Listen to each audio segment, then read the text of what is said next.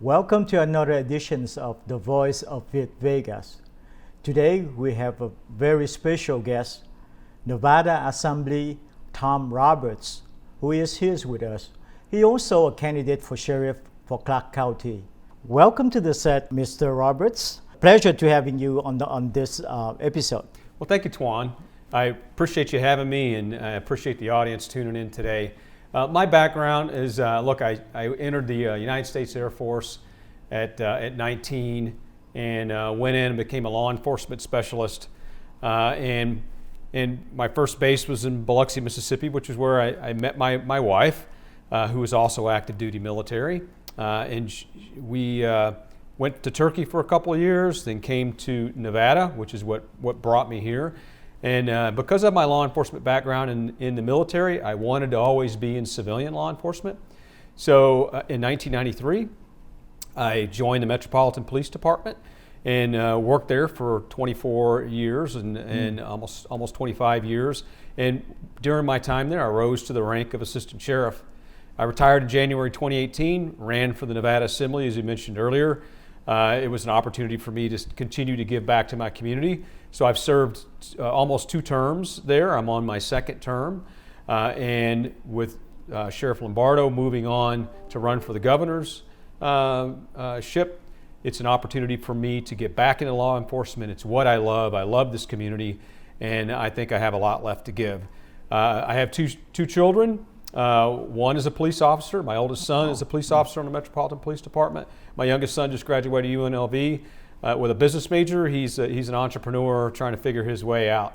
Well, I got a chance to meet with you once, and I'm so impressed with the way that you talk to the people there at the lunch. So, did you make any tour during your service? Any tours? Yes. So, well, I was assigned to we both were stationed in Turkey for 2 years. Oh, okay. So, which was a great assignment. We didn't live on a base like typically you see in the military. We were in the city of Izmir, Turkey. We immersed ourselves into the culture of the country. I picked up a lot of that language while I was there. I've lost a lot since I've gone. It was much easier for my wife to pick up the language. She's half Filipino. Her mom speaks Tagalog and Papungai, and so she was able to pick up the language much quicker than I. But we really loved the assignment, and then we were shipped back stateside. All right. So basically, the audience probably want to know that why you are running for sheriff. Well, like I said earlier, why I'm running for sheriff. Look, I love law enforcement. I love the Las Vegas Metropolitan Police Department. I think it's one of the best in the country.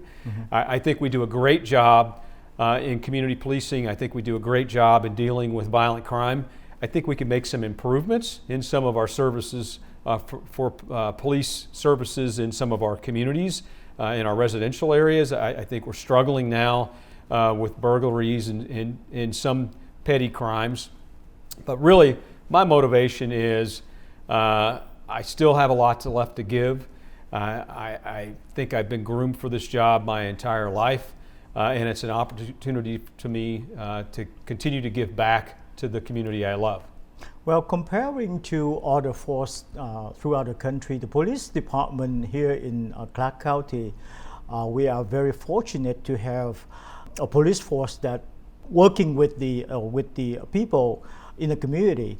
But some other area, as we seen it, for example, in Portland, in Washington State, or maybe even in New York City. So they have a struggle working with the communities. So what do you see that you can improve in terms of working with the community and make sure that they have a peaceful life here in the county? Well, during my tenure at Metro, I was involved in a lot of our expansion of community policing. I was on community policing squads myself when I was a captain of a couple of substations. I was heavily involved in community policing and reaching out to the different community members and neighborhoods in our community. I think Metro does a great job. We stood up the Office of Community Engagement to expand that from a department level. When that unit was stood up, I was a part of that. I think we do a fantastic job of that. I think what we can improve on, I don't think we engage our youth quite enough, our young people in our community. Years ago, we pulled some of our programs that Metro police officers were in our schools with DARE, variety drug. We pulled those back on those. I think there's a void that we need to fill and be more interactive with our youth, because I think that's the future of our community, and we're missing that when you see some aspects of our community that are dissatisfied with police. Sometimes it's our youth or younger adults, and it's because we didn't interact with them or engage them younger. I think we can do a better job of addressing some of the community issues in our neighborhoods around the valley. We in the police department think we know everything, but I think it's important that we get feedback on what issues are important to you. We may think it's violent crime, but it may be speeding, or it may be auto burglaries, or it may be a homeless situation in your neighborhood. I think we need to expand that further and engage the community in our daily crime fighting initiatives.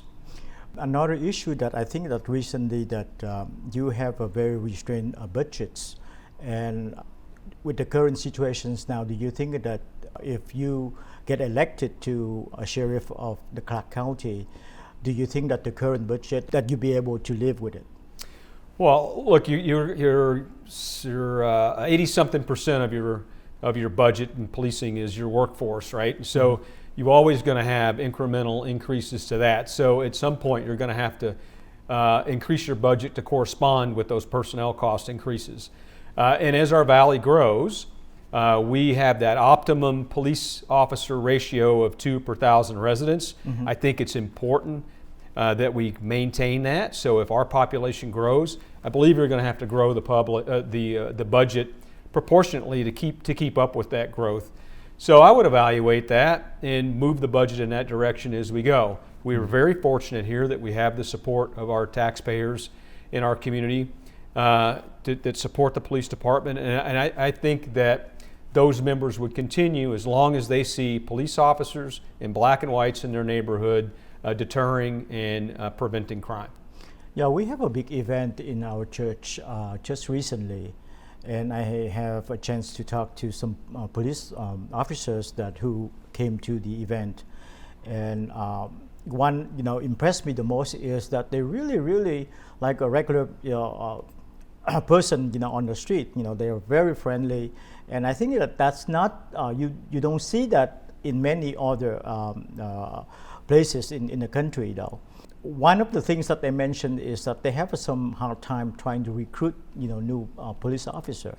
So do you see that it is something that is it a crisis, or is it just something that you have to work a little bit harder to get new recruitment? Well, I don't believe we're at a crisis yet. We still are meeting recruiting goals, although they're struggling here recently. I think a lot of that has to do with the anti-police rhetoric from last summer and some of the disorder that was involved in that, and the anti-sentiment that is in the rest of the country is impacting us locally in our recruiting.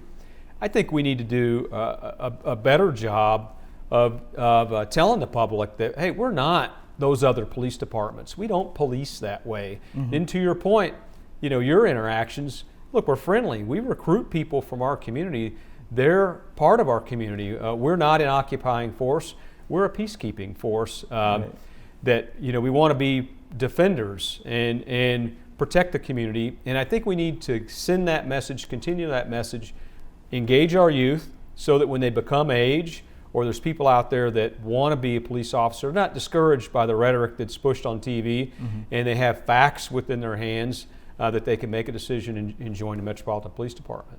Other issues that we see there that we are the hub of entertainments of the world, and technology has providing us some things that we can use it to make sure that the city, especially the Strip, is one of the most vulnerable place for visitors. They may be afraid of coming to the Strip. So what kind of security or technology that you need in order to keep the city going?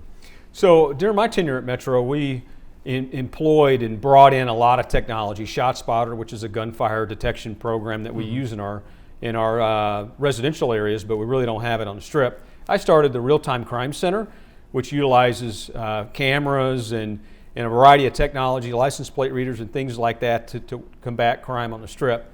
I think we need to continue that endeavor. I think there's a lot of private companies that would be more than happy to partner with the Metropolitan Police Department and use the tourism capital of the world as a place to where we can develop the best technology to combat crime and deter it, because I think people would know around the world and in our country that, look, you come here, you're not going to be allowed to commit crimes on our Strip, because that's the economic engine that drives our state.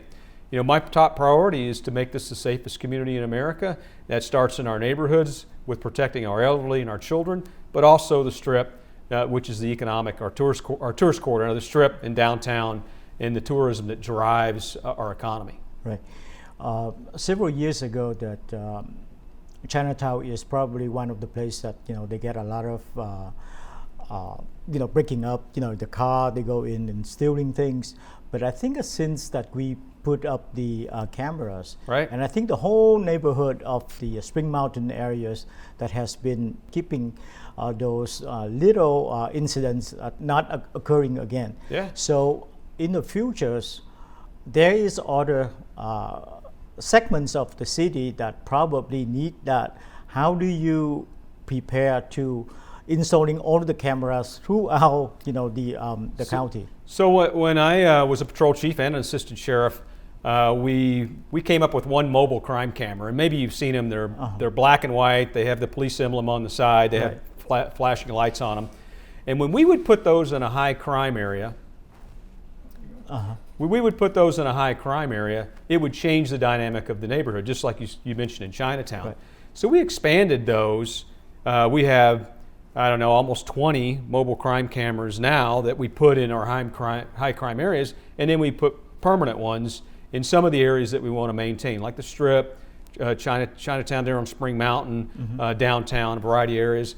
And we have them fixed in some of our hotspot areas in conjunction. I think the community wants those. They like them in their neighborhoods. When we used to go move them from, we only had one, we would move it from one to the other. The neighborhood would come out and say, hey, don't take the camera. Our kids can play out here. It's safe. Right. So I think we need to employ technology like that. It's about deterrence. Sure. And the more we do that, the better that we can serve the community, and that's one piece of it. Right. We will take a commercial break, and we will resume our conversations with Assemblyman Tom Roberts.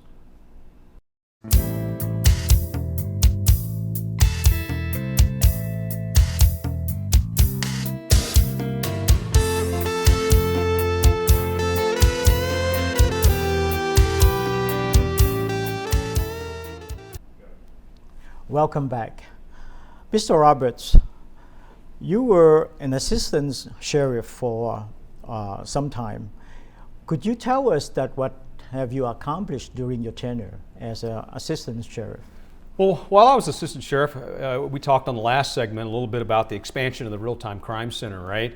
And leveraging technology. I was heavily involved in that, in moving that forward. I actually was also the president of the Police Foundation at the same time. Wow. So we used the nonprofit to leverage those funds so we could free up regular budget dollars, and we expanded what we do in the Real-Time Crime Center, which was what we now call Fusion Watch. And we've made it to one of the best watch stations in the country. It's actually a model for other police agencies to follow. We brought in technology. I worked with to get grants on ShotSpotter, which was a gunfire detection system that in some of our most challenged crime hotspots around the valley. And since we deployed that valley-wide, we've been able to reduce those instances of gun violences in those areas. I also expanded our crime gun lab. We stood that up to where we're actually entering gun data, not only in a digital format, but a forensic format using NIBID, which is a software that matches crimes to guns and crime guns to crimes. And I think that's really taken us to another level on solving and decreasing gun crime in our valley. Right, and you, during your tenure as a legislature and I understand that you serve on the Ways and Means Committee.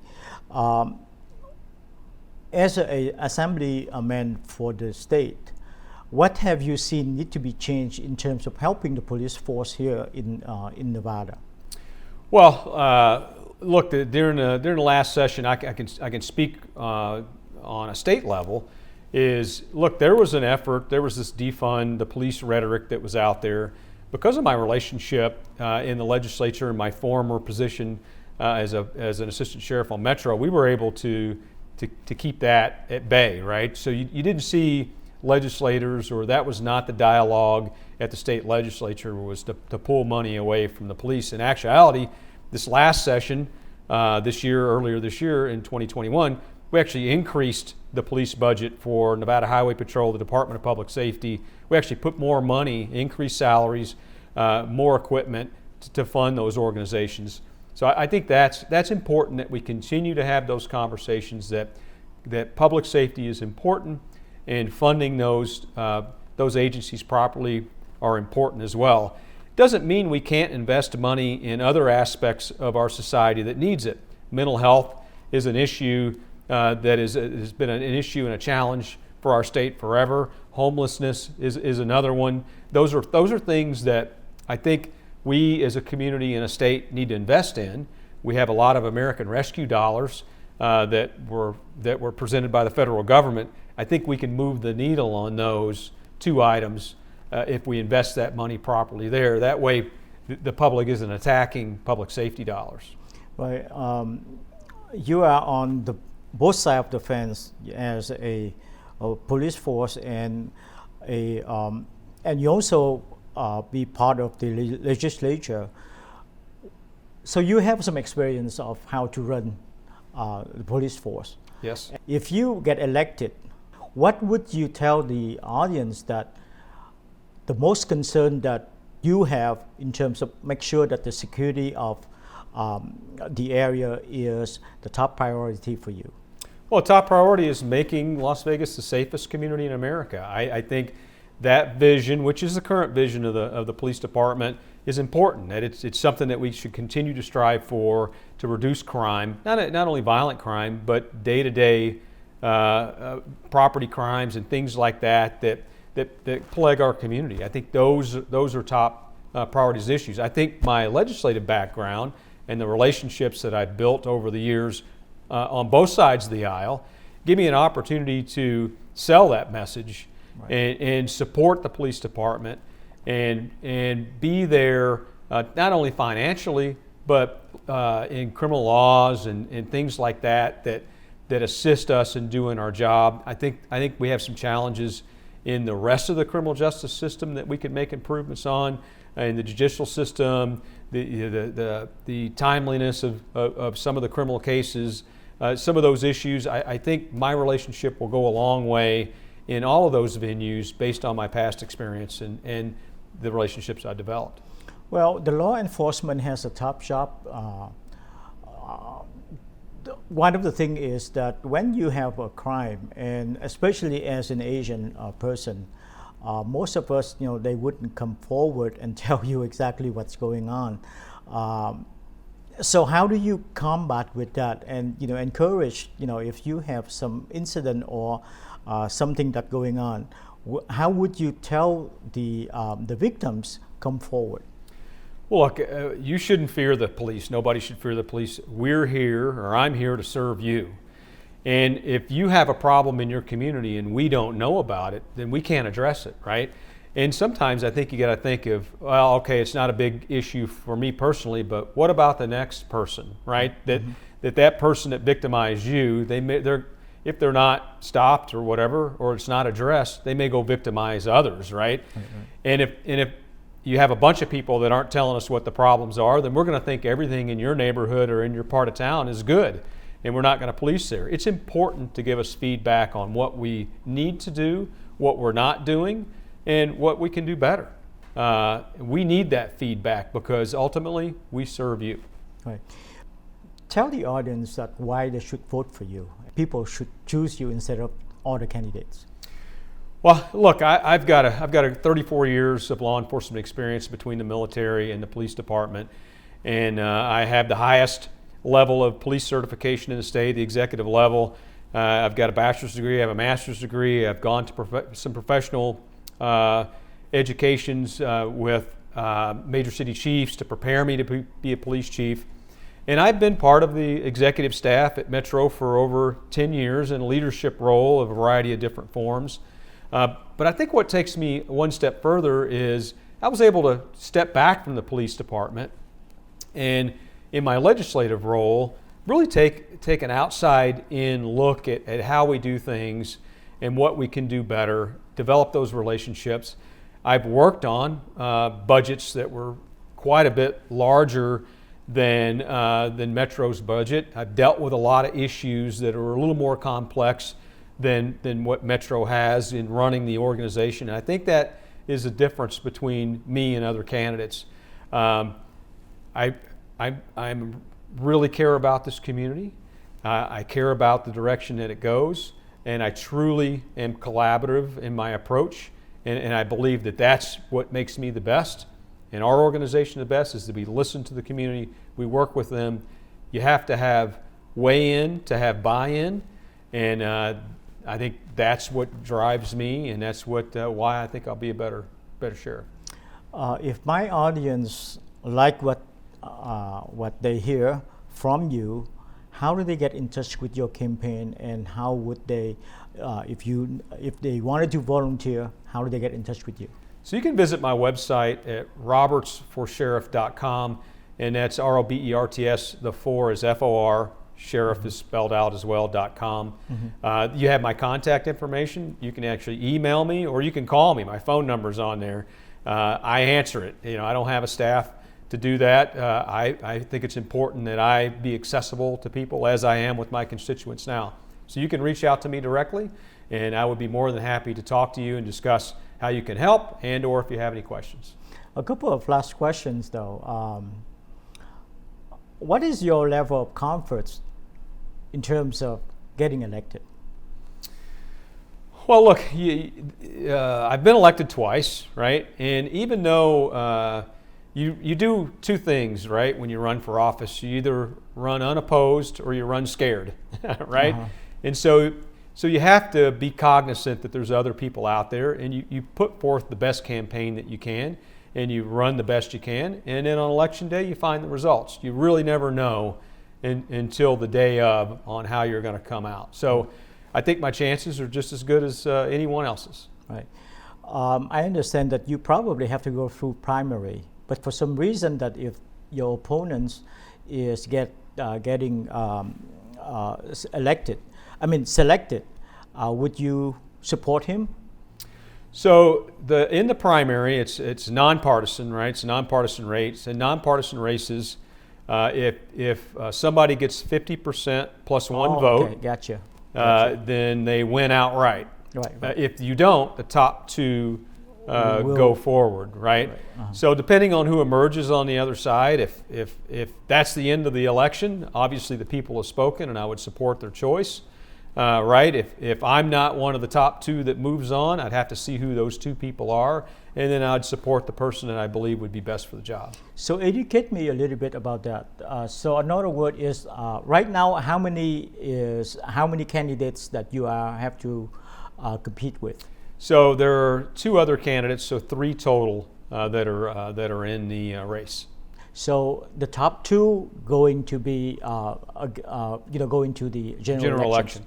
Or if one candidate gets 50% plus 1 vote, then they would win outright in the primary. So so that's over. It would be over, correct. Right. So hopefully that we don't have to come back and ask you to come back here again. Well, look, I'd love to win it outright in the primary. Right. I know my numbers that I need to get to. I know who those voters are. I think a lot of your audience is part of that group, and I would ask each and every one of you to take a look at me and give me my support. Well, give me your support. Sorry. Right. You out there, if you want to learn more about the candidates, want to know more about Tom Roberts, so please get into his website and learn a little bit more.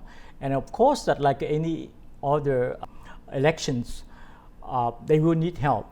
So please learn more about the candidates, and if you can support him, I will appreciate it, and hopefully that we will have you coming back here probably the second time during the general elections, and maybe at the end you're probably going to be the sheriff of Clark County for 22. I certainly hope so. And look, if none of that happens, I'll still be your friend, and I'll still come on here for whatever role I can do for you.